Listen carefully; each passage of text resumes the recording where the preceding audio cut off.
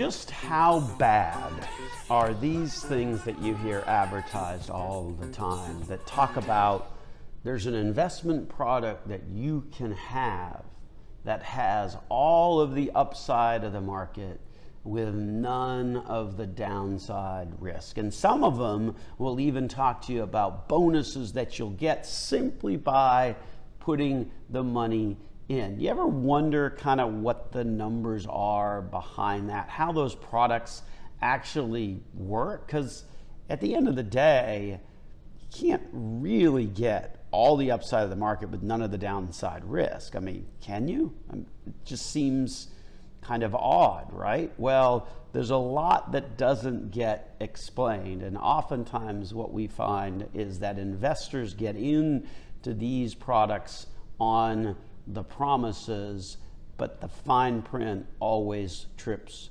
people up. So we're going to talk about a very specific example of this type of a product and give you some actual numbers. So welcome back to Dollars and Cents, where we help you make sense out of all of life's decisions that have anything to do with your dollars. My name, of course, is Joel Garris. I'm a certified financial planner, certified financial fiduciary with Nelson Financial Planning, where our team of certified financial fiduciary stands ready this week to help you change your life with a successful financial plan to provide you with peace of mind for the future. So you hear the ads, you ever wonder kind of how it works? We're going to look at a very specific example of someone that found themselves in this product back almost 16 years ago. So we've got the statements for those of you who are joining us on our YouTube channel at Nelson Financial Planning.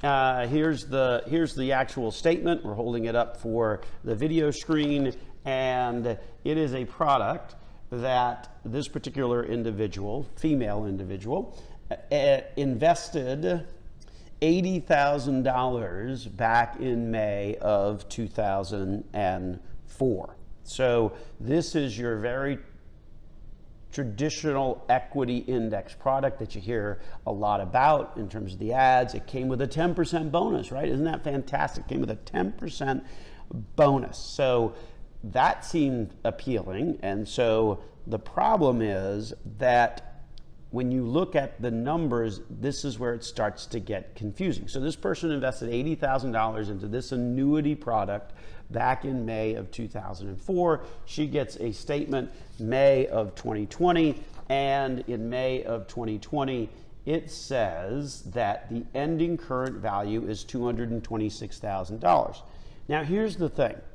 It says the ending current value, but if you're looking at the statement, that actually is under the bold headline of annuitization value, and then the statement further repeats it as annuitization value in bold. So understand one of the little tricks that's happening with these is that they are confusing the investor. They're confusing the investor by using these terms interchangeably: current value, accumulation value. Those values are basically insurance company values that you don't have any right to get access to the chunk of money that is represented in that. What you do have a right to get access to is this other number down here, which is called the cash value. The cash value is how much cash you could get out of it if you need it. The annuitization value is the value that you could use to annuitize. What does it mean to annuitize an annuity? It basically means you're taking the entire lump sum of money and converting it over to an income stream that pays out over a period of time.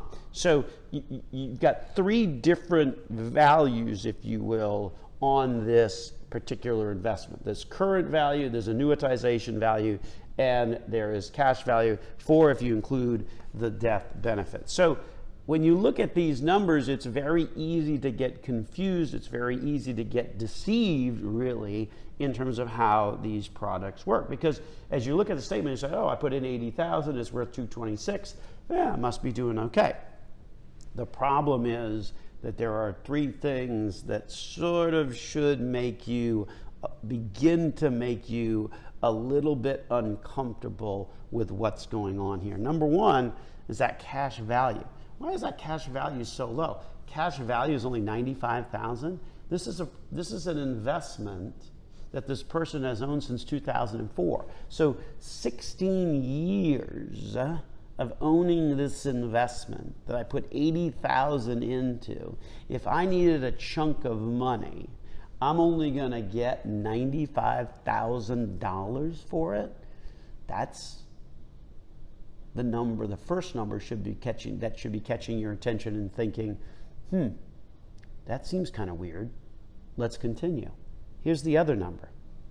So, okay, I put 80,000 in, I got a 10% bonus, and it's now 226,000.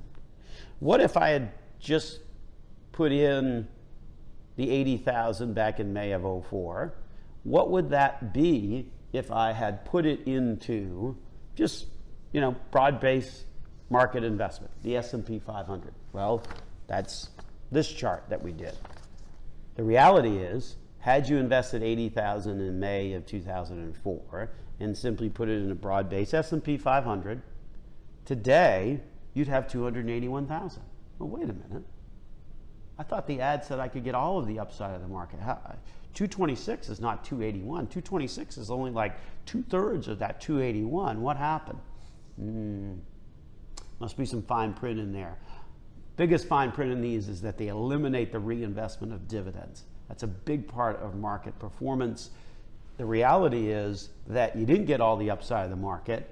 Had you been able to control your emotions, you would have had a 30% better return. You would have had $281,000 versus 226. And here's the real kicker: the 281,000, you could have called and used all of it, because that would have been actually your money. Remember, the 226 is not your actual money, because now this gets into the third piece of the equation where the numbers again start to get a little odd. So I've got 226. What are the options for getting it? Well, in this particular case, we called and said, okay, what are the options for getting it? Because if we can only get cash value of $95,000, what are the options? Well, here you get the annuitization. Again, holding it up for our YouTube audience. Here you get the annuitization quotes. And remember, when you annuitize, you instantly convert over the contract, the insurance contract, because that, after all, is what an annuity is. You instantly convert it over to an income stream. So in this particular case, we took the best case option that we could get on the annuity stream, and that was basically a installment for life with a 10-year certain. Remember, this person who bought it when they were the age of 73. Now they are age 89.